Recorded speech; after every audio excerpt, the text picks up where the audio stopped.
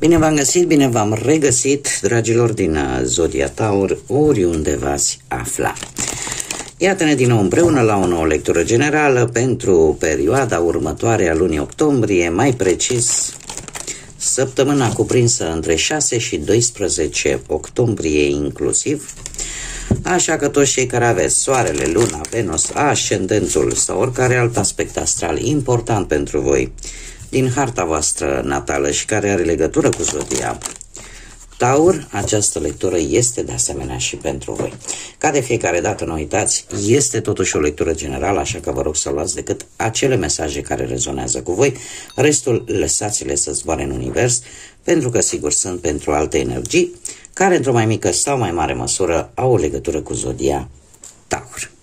Și haideți să vedem care este situația importantă sau ce e de știut vis-a-vis de situațiile voastre, dragilor din Taur. Sau mai bine zis, haideți să vedem că trebuie să am o întrebare cât mai exactă. Care este situația cea mai importantă de știut pentru dragii mei din Taur în această săptămână cuprinsă între 6 și 12 octombrie? Să vedem.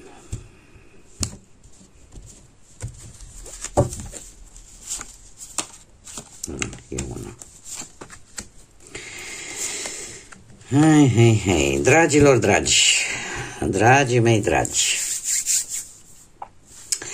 mare atenție cu ce faceți pe internet, mare atenție. Eu aș zice că sunteți într-o fază în care e posibil să se creeze anumite încurcături. Sau, nu știu, cineva cu care voi comunicați online sau cineva, nu știu, rețelele astea de socializare să vă vândă gogoși la grădinari. Gogoșari la grădinari, mă scuzați. Uite că era să o greșesc. Gogoșari la grădinari, da? Adică să vă spună ori minciuni, ori să încerce într-un fel sau altul să vă încurce anumite lucruri. Sau pur și simplu e cineva aici neplăcut, care vă tot deranjează. Iar în perioada asta, în săptămâna 6-12, eu aș zice că va trebui să luați o decizie. Să vă schimbați un pic direcția. Pentru că aveți de unde alege, aveți opțiuni. Și de asemenea aș mai zice, mare grijă cu cei care sunteți în mare parte din timp absorbiți de acest miraj al internetului. Va veni un moment important în care voi va trebui să vă decideți și, cum am mai spus, să schimbați direcția. Și asta pentru că se anunță niște noutăți, se anunță niște vești. Acum e posibil ca unii dintre voi să vă câștigați poate pâinea cea de toate zilele prin intermediul internetului. De ce nu? Și atunci, la fel,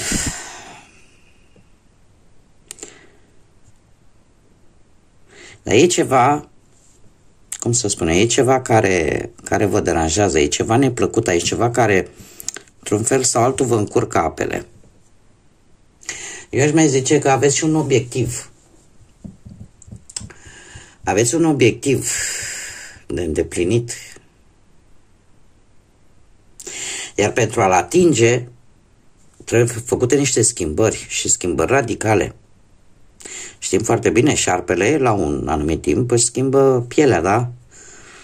Și o dă jos pentru că se reînnoiește.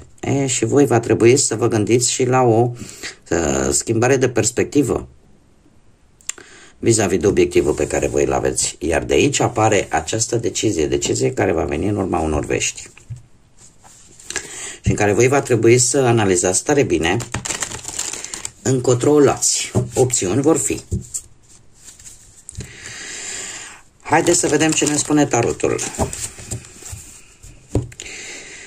Ce vine pentru dragii mei din Taur pe plan profesional, financiar sau sentimental. Dragii mei, pe plan profesional, Uite și aici, șaptele de spade e mai mult sau mai puțin cu șarpele din Lenormand. Deci, dragii mei dragi, pe plan profesional există o lipsă de încredere din partea șefilor, din partea asociaților. Cei care voi sunteți șefi și aveți angajați, mare grijă în această perioadă. Și adevărul e că apar și anumite, cum să spun eu, gânduri. Aveți oarecum senzația că ceva nu e în regulă, că cineva vă fură, da? Sau cineva umblă cu tot felul de lucruri, poate chiar minciuni, poate chiar, în general, persoane care dovedesc oarecum că nu mai puteți avea încredere în ele. Că îți dă ție nopți nedormite, și asta este.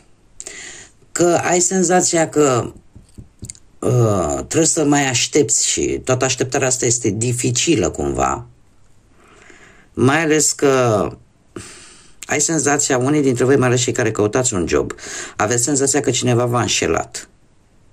Există această teamă. Indiferent de situație, totuși, eu am un 2 de cupe care îmi spune că, indiferent, dacă vorbim de cei care sunteți deja angajați, da?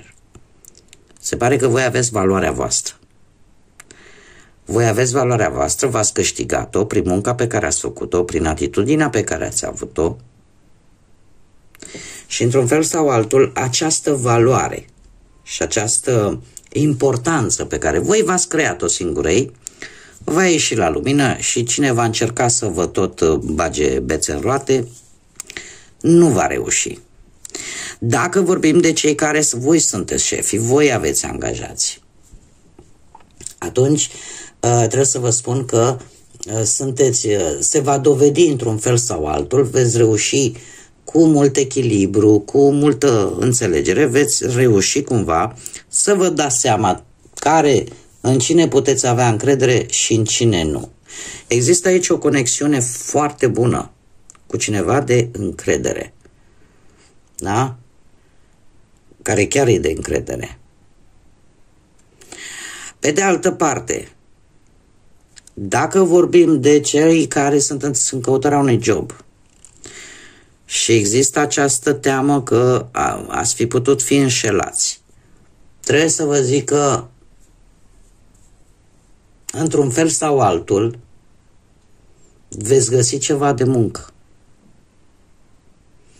Veți găsi ceva de muncă și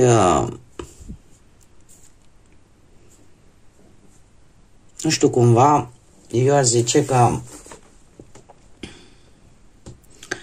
apare totuși ceva pozitiv pentru voi. Acum, nu știu exact dacă e de la această promisiune sau e din altă parte. Dar tocmai de aceea am zis că, într-un fel sau altul, totuși, aici apare o înțelegere de un loc de muncă, de un job. Gând la gând cu bucurie, ca să zic așa. Haideți să vedem pe partea banilor. Pe partea banilor. Pe partea banilor, o situație familiară sau de relație care cere un pic de atenție din partea voastră pe plan financiar. Dragii mei, eu știu că mulți dintre voi, în ideea de a le fi bine celor din jurul vostru, încercați să le faceți pe toate, încercați să le rezolvați pe toate. Voi aici sunteți optimiști și, să zicem așa, duceți greu oarecum financiar sau încercați cel puțin să nu vă pierdeți optimismul.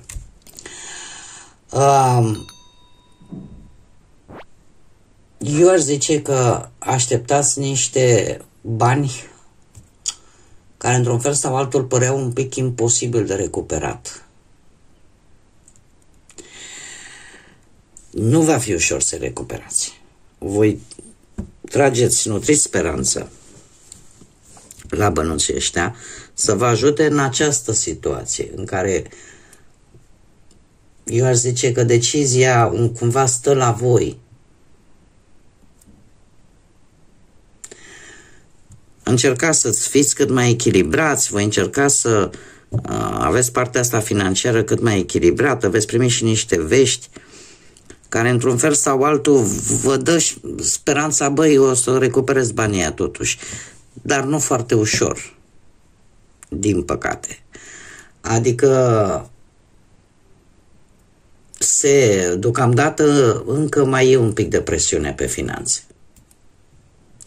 Cu mult echilibru, cu multă organizare puteți traversa săptămâna asta, doar că, v-am mai spus, această recuperare de bani nu va fi ușoară, sau cel puțin nu va avea loc în această săptămână. Eu nu pot să vă spun ce cărțile nu mi-arată, dragilor, pentru că viața așa e construită, și cu bune și cu rele. Din ele rele învățăm cel mai mult, din păcate. Nu ne place, nu prea învățăm așa când e de bine. Asta mi-arată cărțile, eu asta vă spun.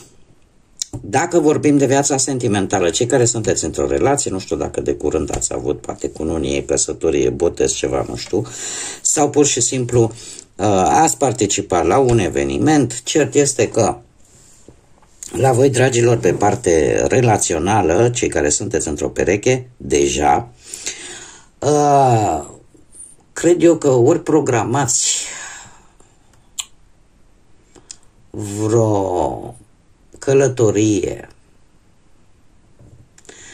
ori că, nu știu, unul dintre voi vreți să plecați la studii sau vreți să avansați cumva pe partea asta profesională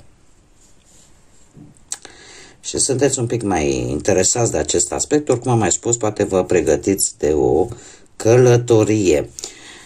Ce este foarte interesant, și aici trebuie să mai pun o carte, că ceva se va schimba în relația voastră, ceva important. Ceva important care va aduce anumite conflicte. Este adevărat, nu grave, conflicte ușoare.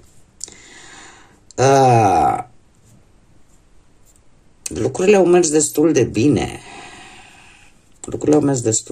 Doar că aici există ori un schimb de opinii diferite, ori, mare atenție, o ușoară nerăbdare.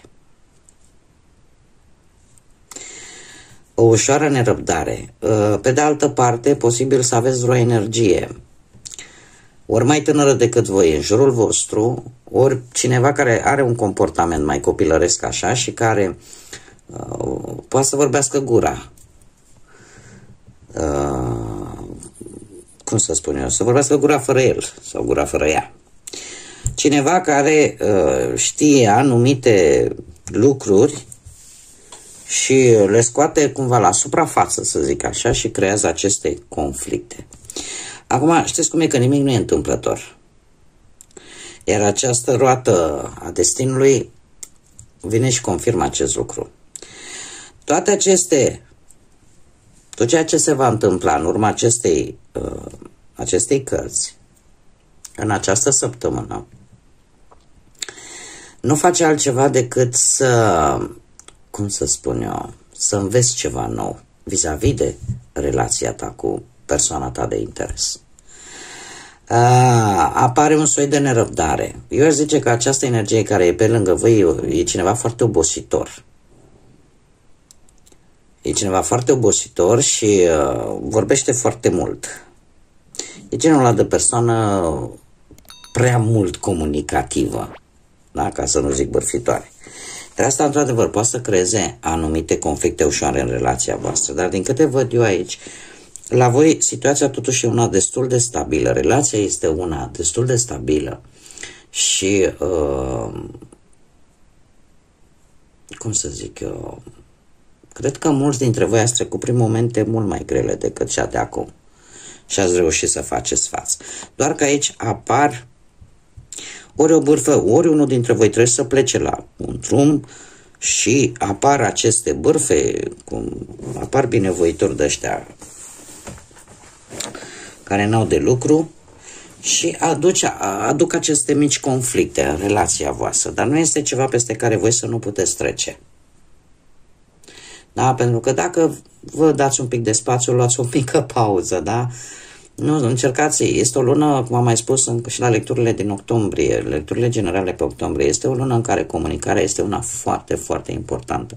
Și eu trebuie să vă zic că deja cu data de 6 intră acest Mercur în Scorpion, care cere, cum să spunem, în primul rând, cere sinceritate în comunicare. Cere o comunicare profundă. O comunicare așa, tet-a-tet, dar în același timp se cere și răbdare, dacă avem și o lună plină în Berbec. Așa, cu vorba dulce, mult aduce. Și încercați să nu vă uitați foarte tare la cei care bagă bărțul prin gard așa. Haideți să vedem pentru cei care sunteți singurei. Cei care sunteți singurei, dragii mei dragi.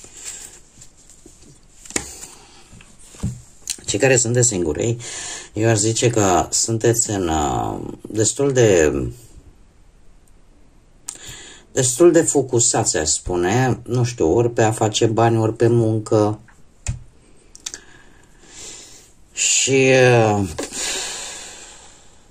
sunteți angrenați sau veți fi angrenați și voi la rândul vostru, nu știu dacă pe plan neapărat sentimental. Pentru că mie mi-apar tot așa niște conflicte. Traversați și săptămâna asta, nu prea aveți ori conflicte, ori o competiție aprigă. Trebuie să fiu sinceră cu voi, cel puțin prima jumătate din această săptămână veți fi foarte atenți mai mult pe carieră. Pe carieră veți avea niște examene de dat, posibil, ca să obțineți ceea ce vă interesează pe voi. Sunt foarte multe persoane interesate de același lucru și lucrul ăsta o să vă consume de energie, nu o să prea aveți timp, ca să zic așa, și de partea asta sentimentală, chiar dacă către sfârșitul perioadei îmi apare și un cavaler de cupe. Îmi apare șansa, totuși, să apară cineva care să vă cam zguduie așa sentimentele. Să apară cineva foarte romantic, foarte așa ca un mesager al dragostei. Eu ce pot să vă spun, cel puțin acum, că e o persoană specială. E o persoană specială și care posibil, într-un fel sau altul, să vă ajute să găsiți și soluția la această competiție.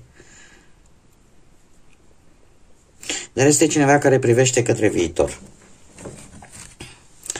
Care privește către viitor și care e posibil chiar să vrea și o relație de viitor. Dar voi deocamdată sunteți foarte focusați pe o problemă ori de competiție, ori de tensiune așa, de un ușor conflict. Nu știu, ori că a apărut o schimbare bruscă în viața voastră și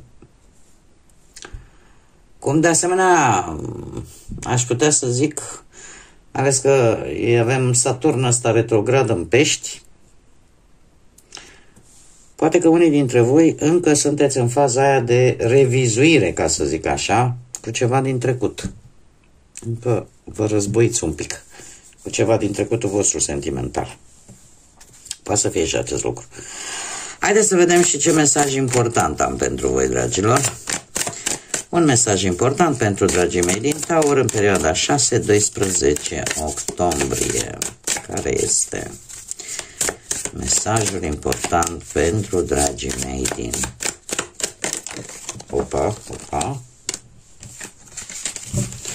Determinare, dragilor, determinare. Și ne spune așa: fii determinat și focusat, atent, pentru că eforturile tale își vor găsi rezultate bune.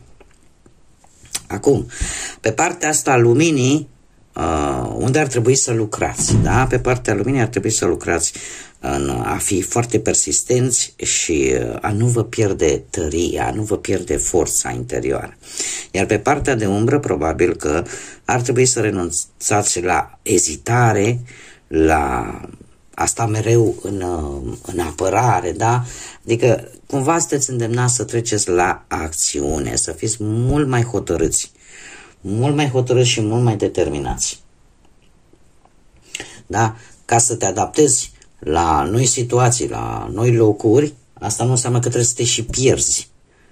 Da? Ia-o pendelete, fii hotărâtă și nu-ți pierde din vedere ceea ce pe tine te interesează.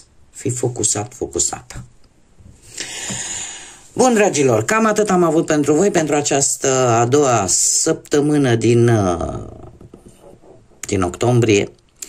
Eu vă mulțumesc pentru prezență ca de obicei, mulțumesc tuturor pentru mesajele frumoase, pentru like-uri, pentru distribuiri, pentru faptul că v-ați abonat și sunteți aici, mărim această comunitate frumoasă a florilor de lotus.